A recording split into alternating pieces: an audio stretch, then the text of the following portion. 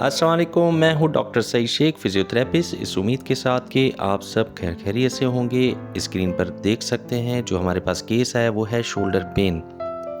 आज की इस वीडियो में मैं जो आपसे बात करूंगा कि शोल्डर पेन के कॉजेज़, सिम्पटम्स और फ़िज़ियोथेरेपी एक्सरसाइज जो कि आपके पेन में काफ़ी हेल्पफुल साबित होगी।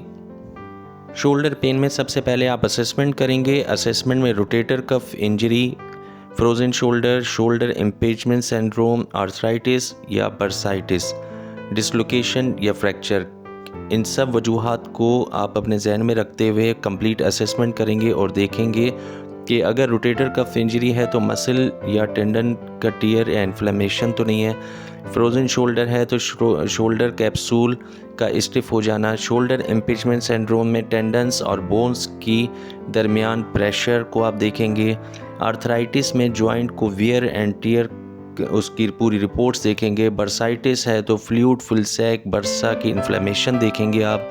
डिसलोकेशन या फ्रैक्चर इंजरी की वजह से जॉइंट या स्लिप या डैमेज का हो जाना, ये सारी कंडीशंस आप देखेंगे और कुछ शोल्डर की असेसमेंट्स आप करेंगे जिससे आपको मालूम होगा कि ये किस कंडीशन में आप ये पेन हो रहा है और किस वजह से हो रहा है। फिर आप अपनी ट्रीटमेंट का आगाज़ करेंगे।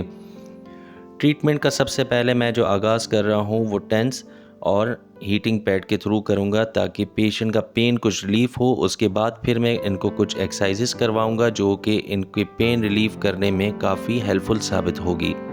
20 मिनट्स के लिए मैं टेंस और हीटिंग पैड अप्लाई करूंगा ताकि इनका पेन रिलीफ हो। इसके साथ साथ मैं आपको बताता चलूं, हमारे जो जूनियर फिजियोथेरेपिस्ट हैं, जो अभी स्टूडेंट्स हैं, उनके लिए बात बहुत समझना ज़रूरी है कि शोल्डर एक बॉल एंड सॉकेट जॉइंट है जो कि 3 बोन से मिलकर बनता है। स्कैपुला जिसको हम कहते हैं शोल्डर ब्लेड, क्लेविकल जो कॉलर बोन और ह्यूमरस अपर आर्म बोन, इस जॉइंट को सपोर्ट करने वाले मसल्स को रोटेटर कफ कहा जाता है जो शोल्डर की मूवमेंट और स्टेबिलिटी को मेंटेन करती है।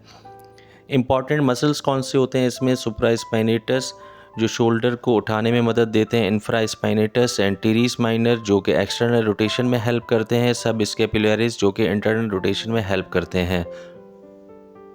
20 मिनट्स कंप्लीट हो चुके हैं। अब मैं टेंस और हीटिंग पैड रिमूव करूंगा और फिर अपनी एक्सरसाइजेस का आगाज़ करूंगा।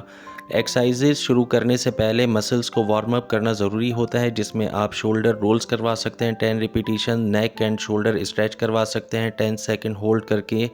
उसके अलावा मोबिलिटी एक्सरसाइजेस 4 मिनट के लिए करवाएंगे। ये एक्सरसाइज शोल्डर की मूवमेंट इम्प्रूव करने के लिए काफ़ी हेल्पफुल साबित होती है। स्क्रीन पर आप देख सकते हैं किस तरीके से मैंने दोनों हाथ को अच्छे तरीके से प्लेस किया। उसके बाद फिर मैं ग्लाइडिंग करवाऊंगा ताकि पेशेंट की मोबिलिटी अच्छे तरीके से इम्प्रूव हो सके। आप मेरी हैंडलिंग को देखें, बिल्कुल इसी तरीके से आपके घर में या पेशेंट को डील कर रहे हैं जो हमारे फिजियोथेरेपिस्ट हैं, वो इस तरीके से ग्लाइडिंग देकर, अप्रॉक्सीमेशन एक्सरसाइजेस देकर और अच्छे तरीके से शोल्डर की जो रेंजेस हैं वो कंप्लीट करवा सकते हैं।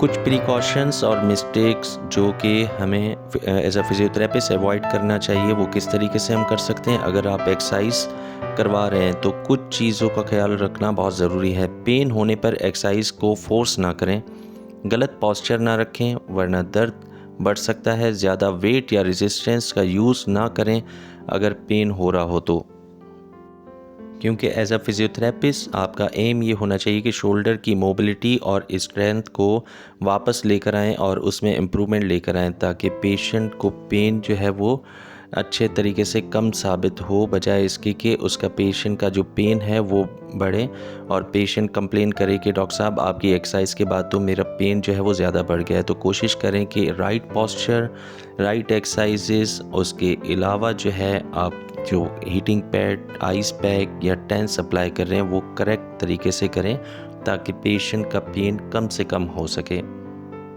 शोल्डर पेन अक्सर डायबिटीज़ के पेशेंट को हो जाता है। डायबिटीज़ के पेशेंट में शोल्डर पेन एक कॉमन प्रॉब्लम है जो अक्सर फ्रोजन शोल्डर या एडेसिव कैप्सुलाइटिस की वजह से हो जाता है। इस कंडीशन में शोल्डर जॉइंट की मोबिलिटी कम हो जाती है, पेन और स्टिफनेस डेवलप हो जाती है और मूवमेंट रिस्ट्रिक्टेड हो जाती है। इस कंडीशन में भी आप सेम यही एक्सरसाइजेस करवाएंगे। ये वाली एक्सरसाइज जो मैं करवा रहा हूँ इसको कहते हैं कि वॉल क्लाइंबिंग एक्सरसाइजेस। इसमें आप दोनों फिंगर्स को ऊपर लेकर जाइए अच्छे तरीके से, लेकिन कोशिश करें कि आपकी एल्बो फ्लेक्स ना हो। एल्बो को स्ट्रेट रखकर हाथ जितना ऊपर जा सकता है पेन फ्री रेंज में ये कंप्लीट एक्सरसाइज करवाएंगे। सबसे पहले पेशेंट अपनी फिंगर्स के ज़रिए से अपने शोल्डर को ऊपर की तरफ लेकर जाएंगे और फिर वापस दोबारा से नीचे लेकर आएंगे।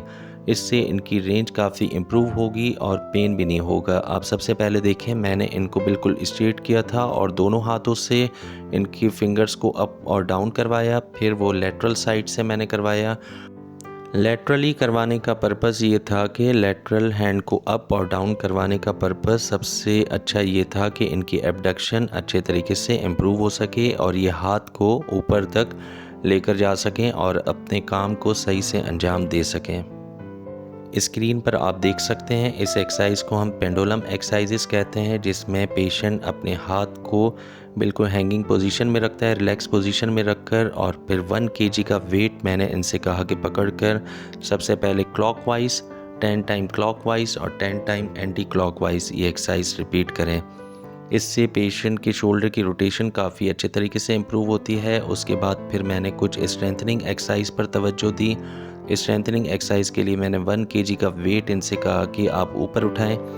वेट उठाने से इनके जो भी मसल्स इन्वॉल्व हैं उसमें काफ़ी अच्छी स्ट्रेंथ डेवलप होगी और ये अपने काम को अच्छे तरीके से सरअंजाम दे सकेंगे।